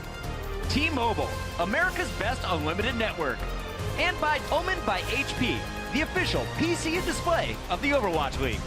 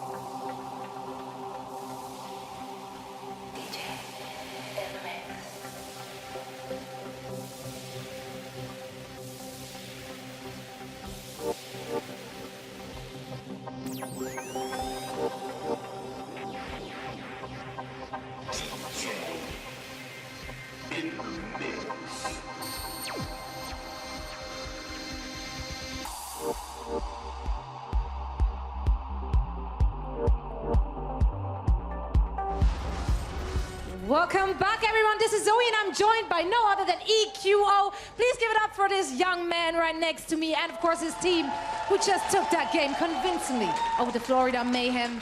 Now, we unfortunately didn't see you during stage one on this very stage, but you're coming up here with a boom. You are dominating those other teams on your Genji. What makes you gel so well, despite not having that much time to actually play with your team? I'm just like a really positive player, so we just always keep positive and work on our mistakes. That's why like we mesh so good together, especially on match. Like everyone is like really focused, and I'm like calling a lot, and it's really easy like when your Genji calls like to mesh with like Carpe and Fraggy because they know what I'm doing. So that's like one of our key to success. All right, well, it's definitely working for you guys so far. Now, how would you compare your style versus Shadowburn's style? Like Shadowburn is more like the deadly assassin. He's like hides place and like get picks, like really like usual for him. And I'm just like doing a lot of damage, building blades fast, you know, like that's my play. So like he's like assassin, I'm just like, you know, like a DPS Genji. Just a DPS Genji, you know, just your average everyday DPS Genji, no biggie, but it seems to work for you very well. Your team is incredible international, and you're the only player in the whole Overwatch League who's actually coming from Israel. What's the support like from home? There's like a lot of support. I always get message from Israeli people that they're like proud of having like an Israeli guy representing their country. So that's like really nice, and like I'm proud of it. You should be, definitely. It's great to have you here. Thank you so much for joining me for a quick chat, and we're now heading over to the desk to break down the action. Thank you so much, Zoe. Big win there for EQO and the Philadelphia Fusion. That's the second here in the first week of Stage 2. Welcome back, everybody. I'm Puckett. I got Bren. I got Crumbs with me once again. And we got to talk about how good this Philadelphia Fusion squad is. Every attack looked effortless from this team. Their defense, very strong as well. They full held Florida multiple times throughout this series. Yeah, and in general, I think this is a testament to how well they're working together. I mentioned in the pre-show as well, speaking to this team, they're working on their own games and things, and I really do, honestly, I gotta say, it's showing in leaps and bounds. This is one of the best teams, I think, in Stage 2 right now, which is quite a claim coming from myself, but it is completely true. I feel like their dive is on almost another level, and I've got an excellent replay that I can show you as well, really, as to how this is going on and why this is happening. And just right here, you can see Florida Mayhem. They're looking for a dive and trying to set themselves up into the back lines. Logix will join them at a later date. And that's the aim for Florida right now, is to try and pick off a key target. They ideally are going to be wanting to go for these supports in the back line here, Boombox and Neptuno, but unfortunately, they can't do that. They're currently tucked away in a little nest egg in the back of the cafe, so they're not going to be doing it. And in the industry, we like to call this giving them the business, because Philadelphia, they just completely work around it, right? They move on. If we play this out a little bit slowly, so you can really see exactly what's going on, Florida work around, and this is the key moment right here. So you notice Zupe completely out of position once again, but this is not a bad thing for Florida. This is just their style. The bad thing is, however, Philadelphia Fusion have clocked it pretty easily, and now you're going to notice as well, the rest of the team comes out and they will dive immediately straight onto him from here.